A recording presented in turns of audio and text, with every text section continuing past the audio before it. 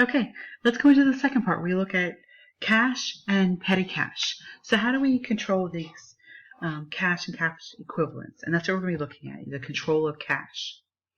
So when we think about the components that are involved in it for an effective system of internal controls, we have to know that cash is one of our largest assets we have to protect. So there's three basic guidelines that we want to follow.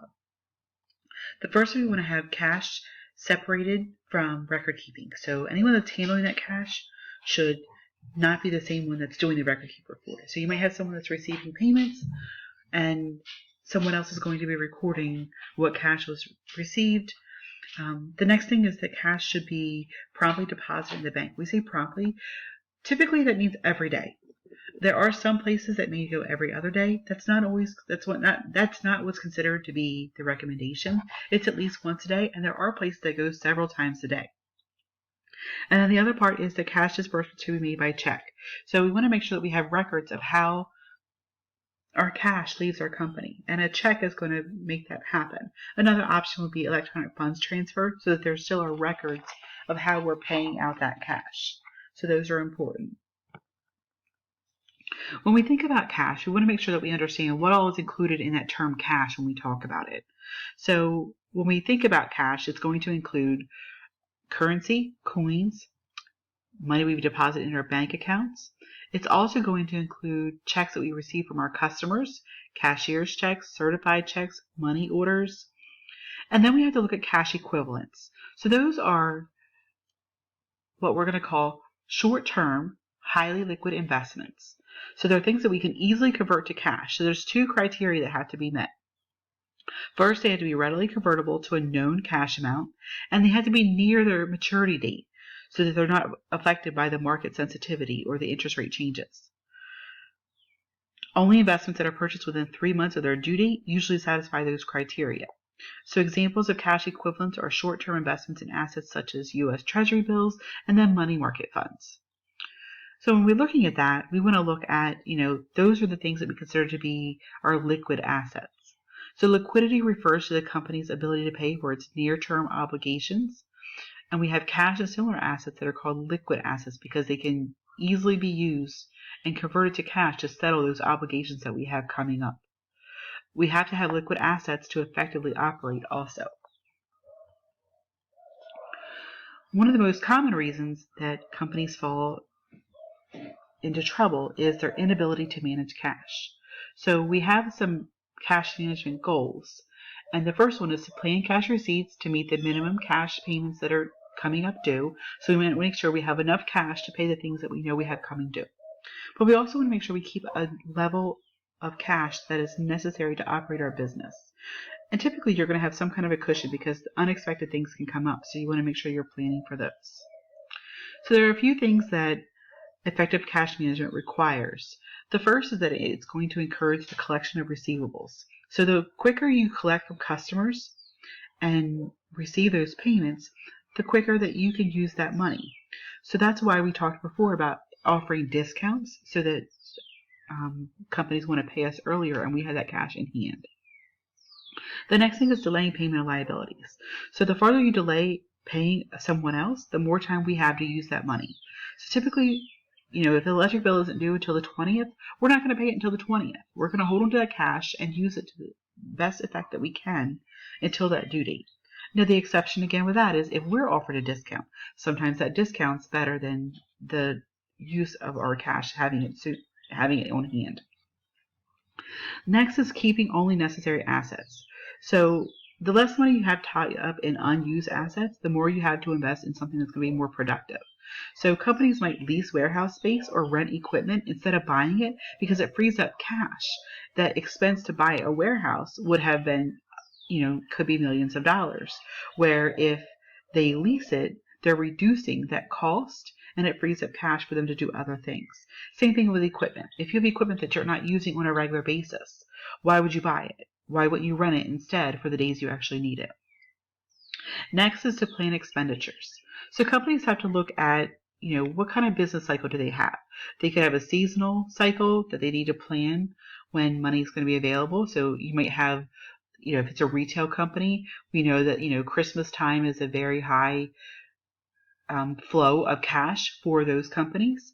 So they're going to, have to plan on that extra cash is coming in then, but it might not be coming in January, February. So they have to plan to hold back some of that money so it's available when you have those expenditures. And then the next one is investing extra cash. So yes, we want to have enough cash on hand to meet the payments when they're due. We want to keep a minimum level of cash that's necessary to operate. But we don't want to have extra cash just sitting around not doing anything, because the return that we're getting by it sitting in our account isn't anywhere near what it could be if you invested it. So if we have excess cash beyond what's needed for a regular business cycle, we want to invest it into a productive asset. So that might be into more inventory. It might be into the investment market where we're going to get a return. It could be a lot of different things. All right, so let's look at how do we have internal controls that are going to be applied to our cash receipts and our cash disbursements. So when we think about internal control, we have cash coming in, cash going out. So cash receipts is coming from our sales when we're selling something. So we have cash that's coming in maybe to a register every time we're selling. To make sure that those correct amounts are entered, each register should be somewhere that the customers can read the amounts that are entered. We want to make sure that it's accurate and both sides can see. We want to make sure that there is a receipt given to the customer for each sale that protects us and the customer. And we want to make sure that the cash register provides some kind of a permanent locked-in record for each transaction that can't be just reversed out when a customer leaves and then the money's taken out. So a lot of times, especially today with technology we have, the computer systems are already linked. You ring up something, it's already recorded. You can't just you can void it out, but you usually need someone's approval, like an office manager's approval or a supervisor approval to change anything in there. So that helps us to deal with those cash receipts and protect those issues for separate record keeping. So when we think about the record keeping too, so we have someone that's running the register, and they have that cash there, but they shouldn't be the one that's verifying that cash to that record at the end of the shift. Someone else should be running that record. They verify the amount that's in the register matches to make sure that we've accounted for that cash. We want to have someone, someone comparing the record to what the cash on hand says and make sure they're the same. If we have a shortage or an overage, then we'll talk about how to handle that next. So we know that, running a register, depending on how much cash you have coming in or going out, the threshold for what is considered to be, a bad shortage is different. So if you have a smaller company, it might be a $5 error that could land you in trouble. But if you have a larger company where you're running thousands of dollars through a register every day, that number that we consider to be relevant kind of increases. So it's normal that we're going to see, errors. And it might not be that you're short every time. Sometimes you could be over.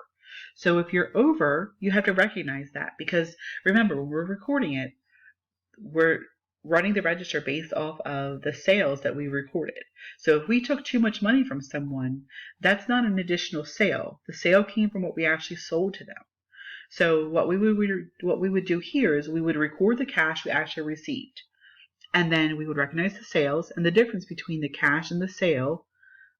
If there's a difference, that means that you're either over or short, and we're going to record it as such. So in this example they give us, says the cash register's record shows $550, so that's what we should have had. But when we counted the register, we had $555. So we had $5 too much. So in that case, we're going to do a journal entry to recognize that over and short. So cash would be debited for the $555, the cash we actually have on hand. Sales is going to be credited for the $550 that we actually sold. And then we're going to credit this cash over and short account for $5. So if it's an overage, cash over and short is credited. If it's a shortage, then cash over and short is debited. And we'll look at that one next. So here's a shortage. So they give same, scenario. We have a cash register was counted. It had $625 as cash in the register.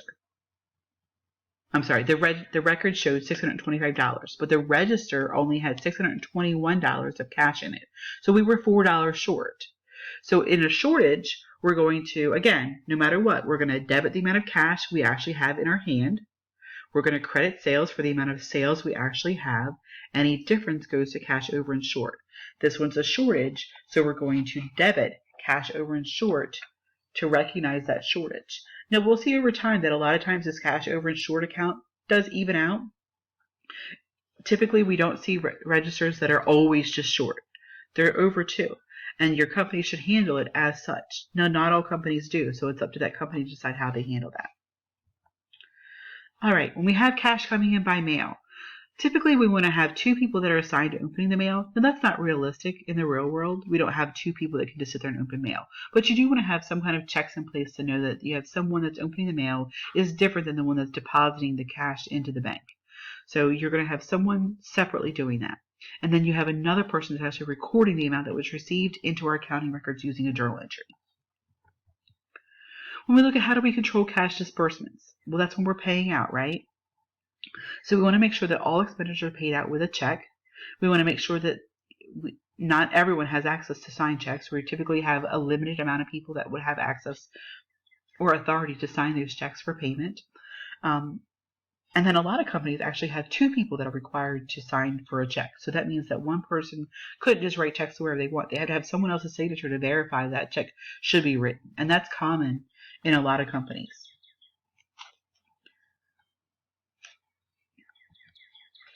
All right, the next part looks at the voucher control system. So when we look at vouchers, it's just a set of procedures and approvals that are designed to control our cash disbursements and make sure that we have a process. So we want to make sure that we have a verifying process, an approval process, and a recording process for each cash disbursement. We want to make sure that when we're issuing checks for payment, they have been verified, they're approved, and we've recorded them in our system. So we want to make sure we have a reliable voucher system. When we look at the system of control in the next slide, it gives you the voucher systems for cash disbursements. So it usually starts when a company incurs an obligation that's going to result in a payment of cash. And a key factor is that it's only going to be approved departments and individuals that can authorize those obligations. The system itself can limit who can do that. So the example they give in your book is for a large retail store, only purchasing department is going to have access to the procedures in the system that are for purchasing. Someone else that's in receiving would have a different access. So you can limit the access in your system to ensure that that doesn't become a problem. All right, this ends part 2. The next part we're going to go into is going to be for petty cash. It's a little bit of a shorter section, and then we'll get into the bank reconciliation.